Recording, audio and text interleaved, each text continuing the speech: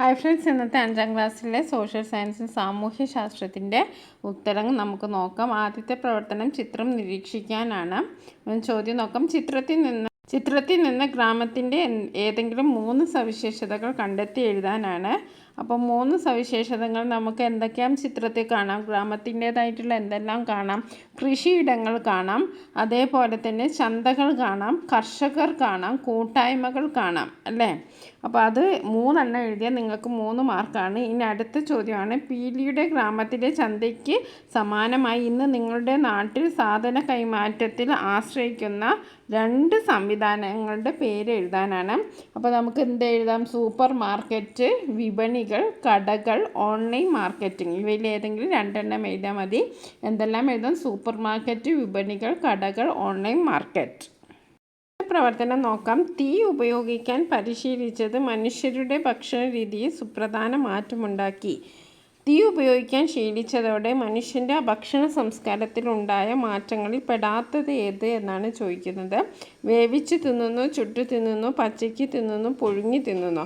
അപ്പോൾ ആൻസർ എന്താണ്? പച്ചയ്ക്ക് തിന്നുന്നു എന്നതാണ് ശരിയായ ഉത്തരം. ഇനി രണ്ടാമത്തെ ചോദ്യം നോക്കാം. പ്രാചീന മനുഷ്യൻ്റെ തീയുടെ ഉപയോഗവുമായി ബന്ധപ്പെട്ട് തന്നിരിക്കുന്ന ആശയപടം ക്രമീകരിച്ച് എഴുതുക. ഓക്കെ, തീയുടെ ഉപയോഗവുമായി ബന്ധപ്പെട്ടിട്ട് തന്നിരിക്കുന്നത് എന്തൊക്കെയാണ്? ആദ്യം തന്നെ കാട്ടുതീപ്പെട്ട ചത്ത മൃഗങ്ങളുടെ വെന്ത മാംസം ഭക്ഷണമാക്കി. രണ്ടാമത് നമുക്ക് എന്തെഴുതാം? തീയുണ്ടാക്കി നിയന്ത്രിച്ച് ഉപയോഗിക്കാൻ രണ്ടാമത് നമുക്ക് എന്തെഴുതാം? തീയുണ്ടാക്കി ഉപയോഗിക്കാൻ ശീലിച്ചു. ഓക്കെ, രണ്ടാമത്തേത് നമുക്ക് എന്തുണ്ടാക്കാം? രണ്ടാമത്തേത് തീയെ നിയന്ത്രിച്ച് ഉപയോഗിക്കാൻ പഠിച്ചു. അത് രണ്ടാമത്തേതായിട്ട് എഴുതാം. മൂന്നാമത്തേത് എന്താണ്? മത്സ്യം, മാംസം എന്നിവ ചുട്ടു തിന്നാൻ തുടങ്ങി. അത് മൂന്നാമതായിട്ട് എഴുതാം. മത്സ്യം, മാംസം എന്നിവ ചുട്ടു തിന്നാൻ തുടങ്ങി.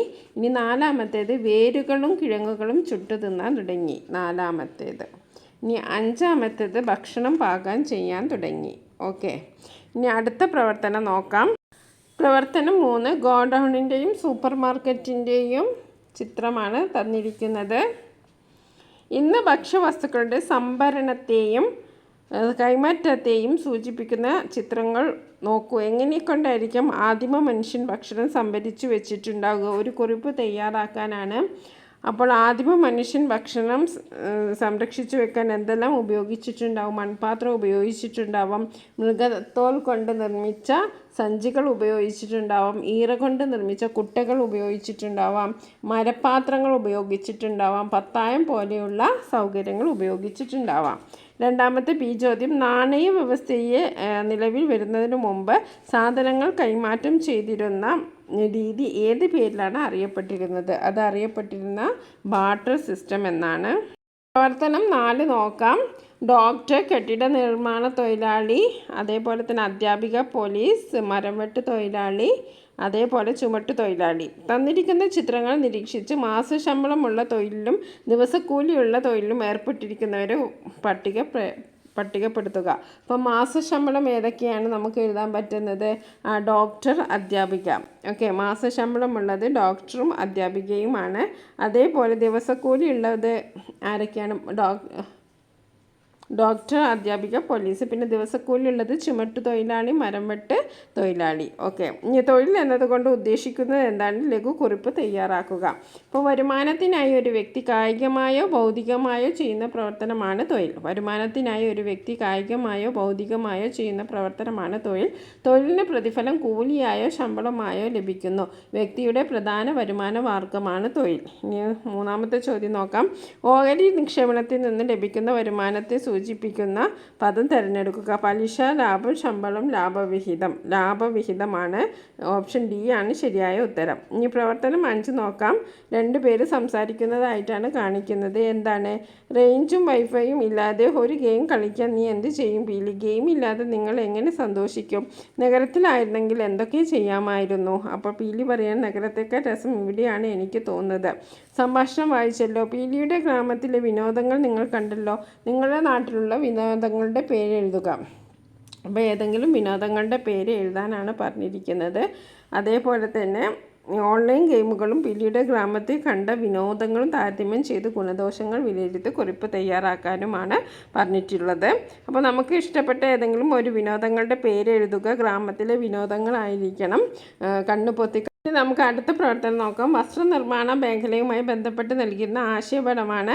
വസ്ത്രനിർമ്മാണത്തിന് ഉപയോഗിക്കുന്ന നാരുകളാണ്. പ്രകൃതിദത്ത നാരുകളുമുണ്ട്. നമുക്ക് ഒന്നാമത്തെ കോളത്തിൽ എന്ത് പൂരിപ്പിക്കാം? കൃത്രിമ നാരുകൾ എന്നെഴുതാം. ഇനി പ്രകൃതിദത്ത നാരുകളിൽ വരുന്നതാണ് ജന്തുജന്യ നാരുകൾ. രണ്ടാമതായി നമുക്ക് സസ്യജന്യ നാരുകൾ എന്നെഴുതാം. അതേപോലെ തന്നെ ജന്തുജന്യ നാരുകളിൽ പെടുന്നതാണ് 3ഉം 4ഉം നമ്മൾ എന്ത് എഴുതാം? പട്ടുനൂല്, കമ്പിളി എന്നെഴുതാം.